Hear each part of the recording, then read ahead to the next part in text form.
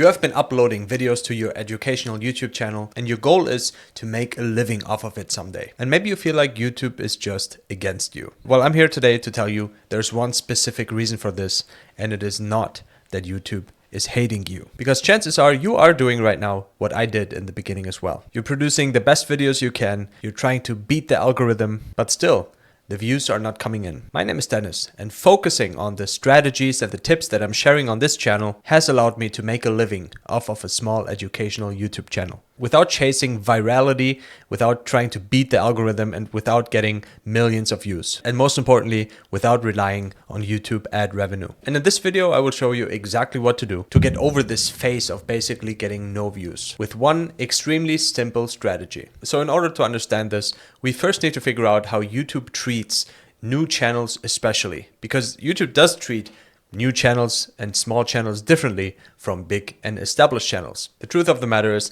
big channels have some sort of an unfair advantage, if you will. And the reason is pretty simple. YouTube already knows this is a channel that keeps producing videos over and over that are relating to a specific audience, and that audience comes back over and over again and seems to be fairly satisfied with the videos. That makes it very easy for YouTube to distribute the videos back again and again to the same kind of viewer, and the channel grows. And think about it, a bigger channel has often spent months and years establishing, making videos for probably more or less the same kind of audience, serving them videos over and over again that they like to watch.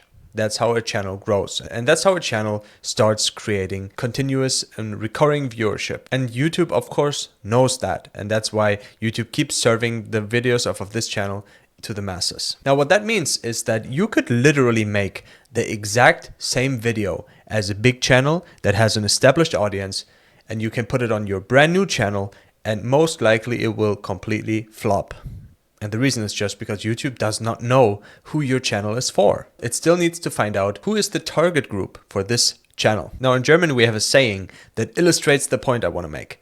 It goes like this: Steter Tropfen höhlt den Stein. In English, it would be something like constant dripping wears away the stone. And the idea of the saying is that obviously one single drop of water could not do anything to a stone or to a rock. But if you have a continuous dropping of water over large periods of time, it can wear away the stone. It can actually have an influence on this hard, strong surface. That water could literally shape the stone and create some sort of a pathway through the stone that was not there before. But apart from the time spent, what is very important is that the drop hits in the same spot over and over again. And this is the same with your educational YouTube channel. If you do not produce videos that target a specific audience and helps them solve a specific problem over and over again, the same exact target audience and problem, then it will take much longer for YouTube and for your audience, of course,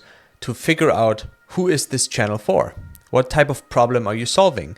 Who are you talking to? So if your goal is to make a living off of your educational YouTube channel by teaching people things or helping people overcome problems that they have, that you have expertise in, then what you need to do is make it crystal clear. Who are you serving and how are you serving them? What problem are you solving? YouTube must know that before YouTube can send your video to the right viewers. So let's take an example. So let's imagine we have a channel called Guitar Therapy for Busy Dads.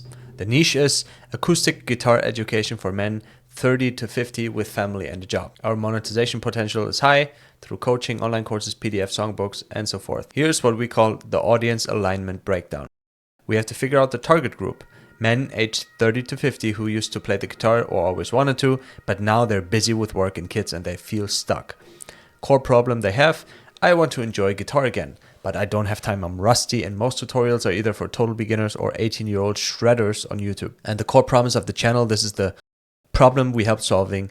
I help busy dads get back into guitar with 10 to 15 minutes daily routine. No pressure, no speed picking, just confidence and joy. Now here's the point. I want you to read the following video titles for this target group: acoustic guitar education for men 30 to 50 with family and job. The 10-minute guitar routine for dads who have no time.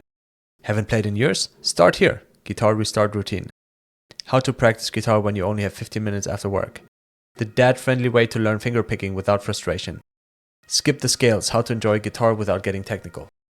How I fit guitar into my life with 2 kids and a full-time job. If you're over 40 and want to play guitar again, watch this first. Not all of them might be perfect video ideas in general, but all of those titles represent the target audience in a fairly specific way. Anybody who would click that title probably is somewhere in the target audience. Now we have 2 examples of titles that are misaligned. They're a little bit too broad or off of the avatar. Number 1, Top 10 Easy Guitar Songs for Beginners. This is a title that might get a lot of views. It's very broad. It kind of talks to basically all beginners. It doesn't make any distinctions about the age, about any of that. And that's why it might not relate to the specific target audience.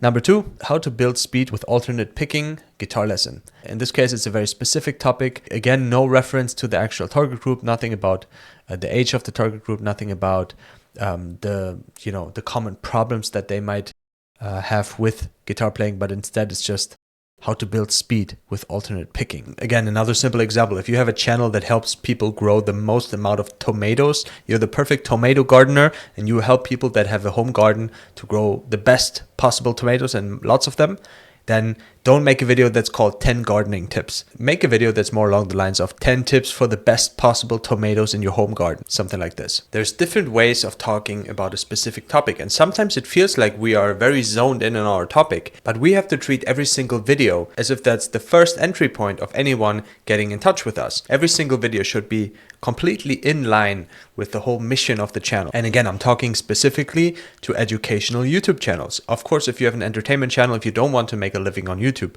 it's completely up to you, and it doesn't matter all that much that you stick to the one specific target group. But if your goal is to make an income and really focus on that one target group, then it's very helpful to just violently stick to one specific avatar and specific problem. And think about this: the clearer you are, the more powerful your titles will be, the more powerful your thumbnails might be, the more powerful the whole content will be, because you can just tailor it directly to the person you actually want to talk to. And so if you have problems getting more than 10, 20, 30, 50 views per video on YouTube, then most likely this is because YouTube does not know who to present your videos to. So the next thing that you should do in that case is make a list of 10 to 15 videos that are the next videos you will produce, and make sure that in the title, in the idea, in the thumbnail, everywhere, it is extremely clear who are you talking to and which problem are you solving. Mention it in the title and the thumbnail, in the video, of course, and tailor everything toward that avatar, toward that problem that you solve for them. And really the challenge in this is to go not beyond what your channel actually claims to be about. Because you have to remember, if your channel is supposed to be a business, it's not so much about what you want to see or what you want to make or what you care about.